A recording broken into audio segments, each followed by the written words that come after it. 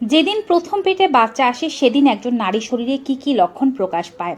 সাধারণত নারীর period cycle 28 থেকে 30 দিনের হলে সেটিকে নিয়মিত মাসিক বলা হয়ে থাকে।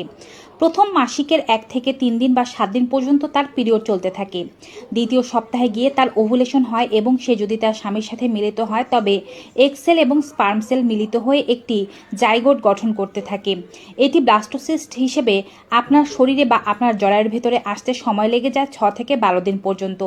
মোটামুটিভাবে আপনার মাসিকের 1 সপ্তাহ বা 3-4 দিন আগে এটি জরায়ুতে ইমপ্লান্ট হয়। এটি যখন জরায়ুতে ইমপ্লান্ট হয় তারপরেই আপনি অফিসিয়ালি গর্ভবতী হন।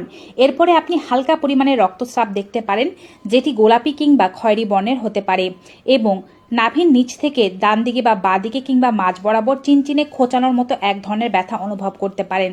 সাথে আপনার কোমরের নিম্নাংশে ব্যথা হবে এবং আপনার পাগুলো ব্যথা করতে পারে। এরপর থেকে বমিভাব শুরু হতে পারে।